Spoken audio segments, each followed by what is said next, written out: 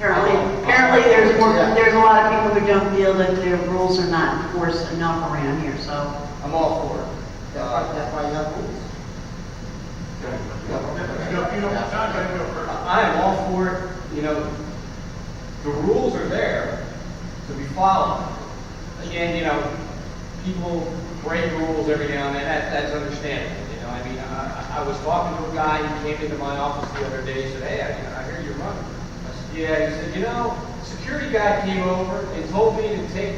He put up a cover so he could work on his truck because it was raining and it was a tarp. And security came by and told him he can't have that on there. Now, to me, you know, there are rules and there are regulations. The problem is, does security know the rules and regulations? That would be my question. And now how do we fix that? Well, we bring the security in and we give them a little training. We teach them the rules and the regulations. Because I guarantee you, all those security folks out there do not know all the rules and all the regulations. They didn't know the fact that his tarp was temporary and it's allowed. They told him he was going to get fined if he didn't take it down the next day. He didn't take it down. He didn't get a fine, but he made the point to let them know that he didn't know the rules. And the rules simply state that it must be a permanent fixture, permanent structure.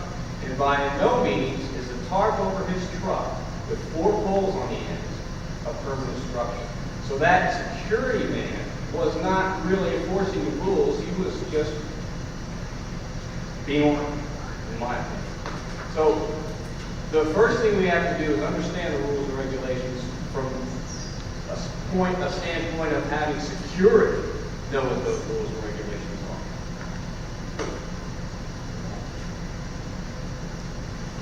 I'm curious as far as what specific rules people are worried about. So in my research and looking at homeowners associations, number one complaint in the United States is the perception of unfairness in the application of whatever rules there are. So they think that Joe, because he's a friend of the board, he can paint his house purple, somebody else can put up a garage, that architect review board, committee meeting, etc. So again, this is back to transparency. If we're going to have rules, we need to be uniform in applying them. We need to follow the process. Maybe security comes out and tells you they think you acknowledge the rules. They're not the final decider. They, in fact, will report that back to the office. Then there's a process that takes place, which, of course, once the office would see that and say, well, wait a minute, no, you know, security officer, you're wrong. That particular one is not in violation. Or if it is, then it goes down this process. So people want to have a feeling that they're being treated fairly and that everyone is following the same rules. Certainly one of the ones that I'd be concerned about, which probably unfortunately isn't even a rule, but is very difficult, is we have some houses because of the foreclosures. There's a house in Catalina, you know, there's the fire, you know, the holes in the roof. You know, that's very damaging to safety, number one, public, our property values.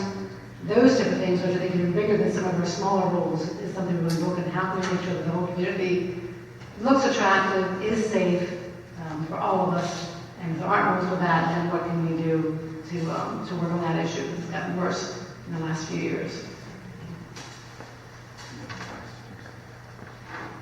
I love the idea of giving security a refresher course on what the rules and regulations are, because, you know, I think that does happen a lot. They get a little overzealous about some things, but in some cases they just want to help beyond where their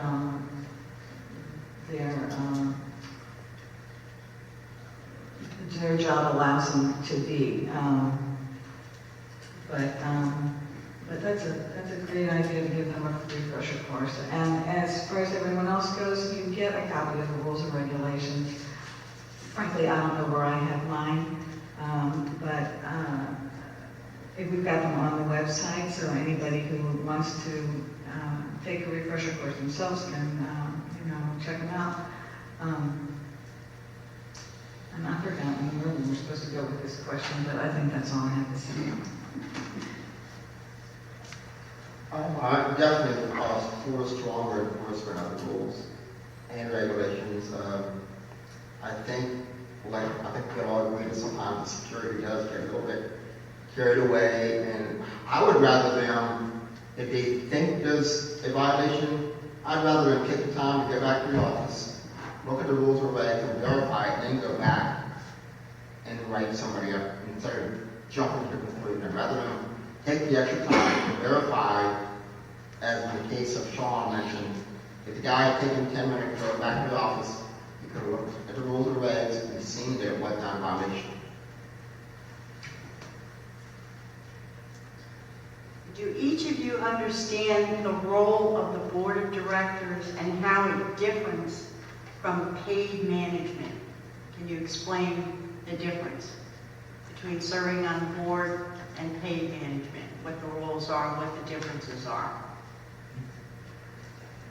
The role of the board of directors is to set policy. The board should remove itself from day-to-day operations. If there are issues that cannot be solved once it's gone through the committee level, once it's gone to the general manager, if it requires a decision from the board, such as an architectural review problem that's not able to be solved at the committee level or satisfactory through the general manager, those are the only day-to-day issues that the board should deal with. They should operate up here and not down here. As far as I've always understood, like Charles said, the board set policy. Day-to-day operations is handled by the general manager and his or her staff. That's what we, the community, pay them to do. The board of directors basically, and we can go right back to the last question, they set rules and they set regulations. They also do a lot of things behind the scenes that people voluntarily do that gets seen by the entire community. Even though we had a discussion about transparency, it's quite obvious that the activities committee gets seen by the entire community. You can't go in and out of a gate without seeing a sign saying, hey, there's a big Valentine's dance, or hey, there's an Easter egg hunt. You know, and that is one of the committees that the board looks at. There are all sorts of things that the board of directors and, you know, those kinds of people do voluntarily. What's the biggest difference? The people that aren't on the board don't get, are the ones that get the money. They get paid. We volunteer our services.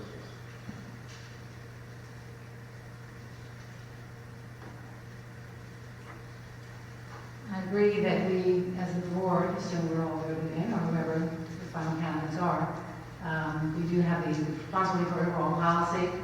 Obviously, the general manager, who is basically like the CEO of this little organization here, one of the main jobs is communicating with that person as far as to run the rest of the agency, the organization. If they're not doing the job, then of course the board has to deal with that and communicate there.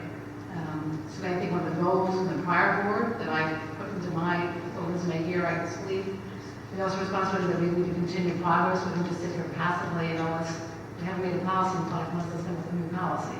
We're trying to improve the community. It's a much more vague thing to do. It's not very specific.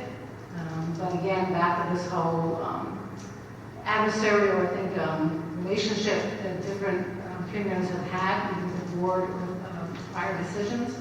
We want to make this a better place to live. We want to make people that want to live here, want to stay here, and think it is a good deal to stay here. That's really bottom line what we as the board should try to do and work with the people that we're paying, that our dues are paying for, to make sure that they're doing their job. They're carrying out the day-to-day details to enact that. Okay, and our last question, before I move to each of you having time to make a comment about yourselves as well. Last question. Should we plan to replace an amenity without first devising a master plan? Explain why we should all work towards having a master plan. I think we kind of touched on this earlier. It's always good to have a plan before you do anything. in this case, a master plan. As far as changing one amenity from its current use to another use, I'm not sure how we do that. If we want to put it in the master plan, we could do that, or we could, I'm not sure how we would do that, but master plan usually will allow you to set things like that in motion. Let me try and take two ways to look at this. Individually, we all have a master plan. We all said, okay, we're going to buy a house in CRE. We all looked at our house and we said, okay, we're going to put grass in. We all said, okay, we're going to put a walkway in. We all said what we wanted to do for ourselves. But as a community, we haven't done that. We haven't had a master plan since, I believe it was 1999. And going back to 1999, there is a definite need for a master plan for an entire community. Everybody has their own personal master plan, that's great. But as a community, we need a master plan, and we need it soon. In regards to what we're going to do with the stables now that it's closed, should that be included in the master plan? Of course. Of course it should be. But that doesn't mean that we're going to stall ourselves, because what's going to happen to those stables in the meantime? It could be 6 months to a year before the board comes up with a plan for a master plan and gets it approved. What's going to happen to those stables for 6 months or a year? So the question that we need to answer is, do we have a master plan first, or do we fix the stables first and make them a community park or whatever we want to make out of it? In my opinion, I think that a master plan is always great to have, but we're already here. So let's do something with the stables now. Let's get public opinion and do something with the stables before it gets to a point where, hey, we got to tear the whole thing up. It's useless ground now. That's my opinion. And Sean is right. It's certainly the ideal if we already had a master plan. You can look at that and say, aha, we've already said it here, and it kind of gives us the roadmap going forward. Since we don't have that, we have to deal with reality. The fact that it is a ballot measure, that the board actually at the last meeting, I think by our covenants and bylaws, could have made a decision without any input. They decided, no, that's not the right way to do it. I mean, this is the Chesapeake Ranch Estates. It kind of implies the stables and horses, kind of the original identity. And even though most of us don't own horses, in fact, none of us have horses there because there are no horses there, it still is something as a board to ask for input and how people feel about that. So I think members of the board, they will see when that ballot comes back. The strategic plan is not simple or fast to get done, so it's not like, oh, gosh, the new board will be elected and by August 1st we'll have a strategic plan. You'd be lucky if you have it by January, and if not, take a whole year to do that, to really do it well, because you need a lot of input, there's a lot of stakeholders. Having said that, I think we need to get the feedback about the stables, then decide. There are certainly different actions that can be taken, one of which is you don't maybe tear down the stables while you're making the strategic plan, but maybe you start moving forward in that direction, looking for grants to see if we can get some funding to actually put in some other amenities, assuming that's how the ballot comes back. If the ballot comes back to say no, everyone in the only wants to keep the stables. So we'll just have to deal with that when that happens.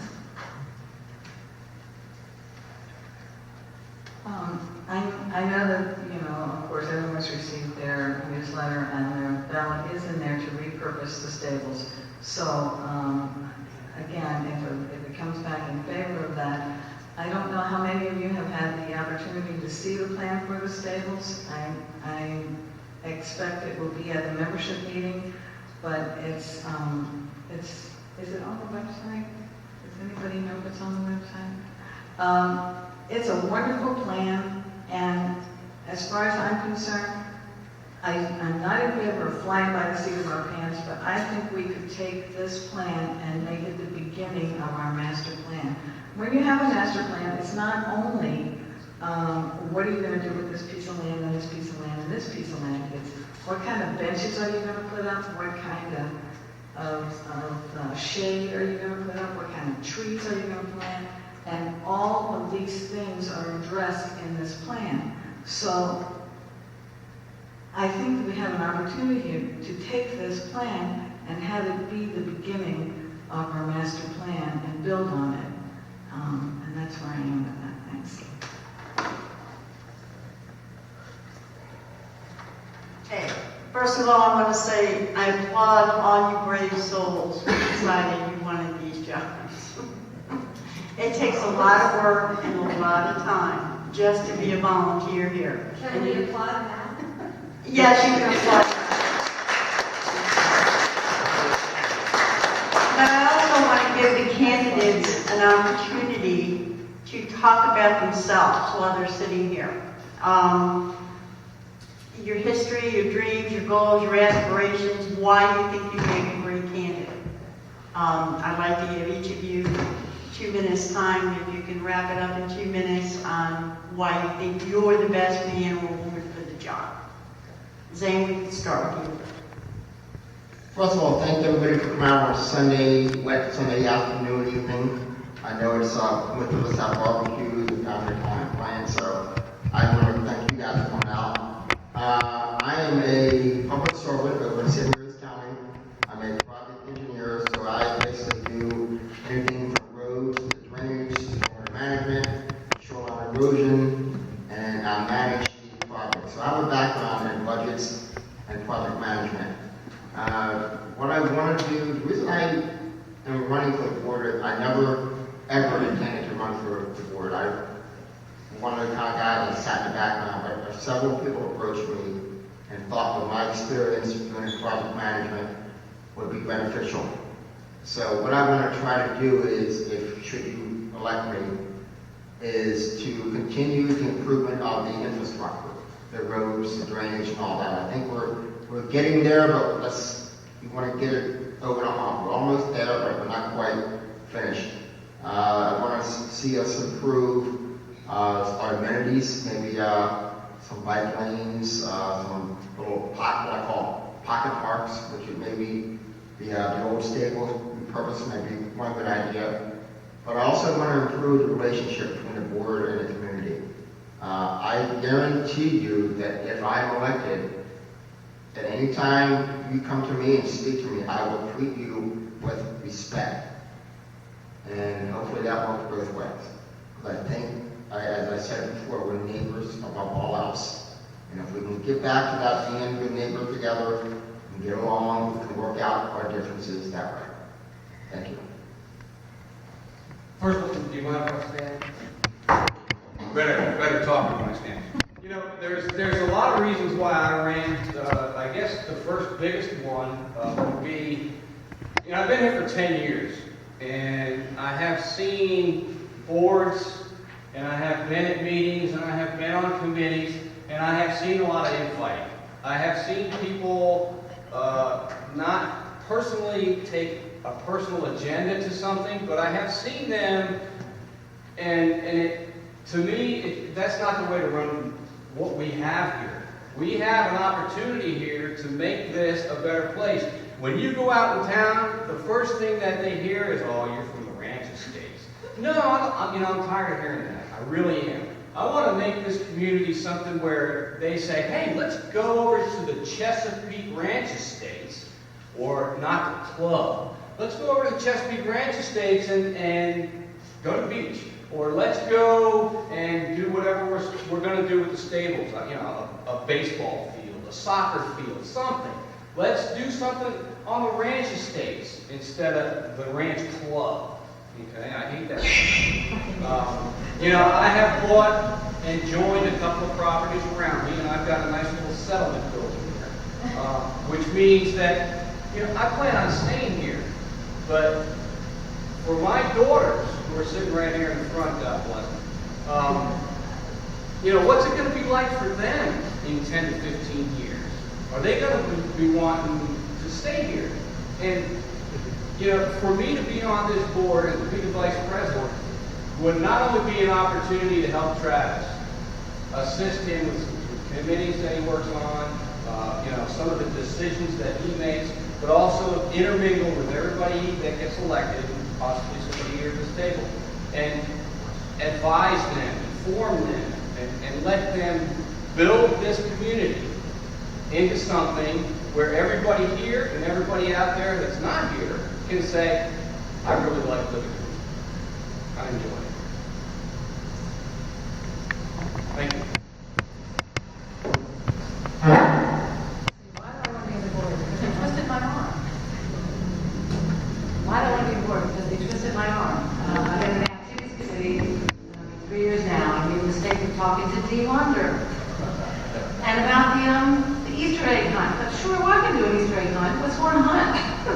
Well, 3 years later, I'm very involved in the activities committee. We start meeting with people who are trying to make a change, to do things positive for the community. We also started the Time Bank, which I'm very much pushing. I think it's another way to help those organizations, individual members. It's a way of giving back. I think all of us have a civic responsibility to do something to help the community. I'm having to retire now, so it's a little bit easier. So I really admire those folks who are not retired and volunteering, because it is a lot of work. And the retiring members of the board, which I'm like laughing up their sleeves, like they don't know what they're getting into. They've been trying to warn us, after we said yes, by the way, that we would run, how much work it is. I do think that this is an incredible community to be in. I moved here from Baltimore City. First, it was a vacation home for 15 or 20 years. Again, I've been here for 25 years. Just even the other day, sitting at the beach, just know how lucky you feel. And a lot of people, when you haven't even been to the beach, they came the summer solstice for the first time. I can't even imagine that. Here you have this incredible real estate that is yours to enjoy, and very few people enjoy it. Very few people go to the lake. Use any of the amenities. So we need to use it more, and we're finding out what different age groups might be more interested than others. I was amazed when I saw the Horseshoe Club. I knew we had one, but I never drove by there when they were playing. It was packed. Who knew? But obviously that's an issue that some people like to go out for. So I see this as a way of giving back. Definitely big on communication. I've worked in government for 30 years, so I know about bureaucracies and entrenchment, and worked in IT systems, trying to automate places. I also worked in Inspector General's office where we did audits. So familiar with the whole fiscal and budgeting side too, so hopefully my background will help get me a little bit running a little bit faster and not in their background.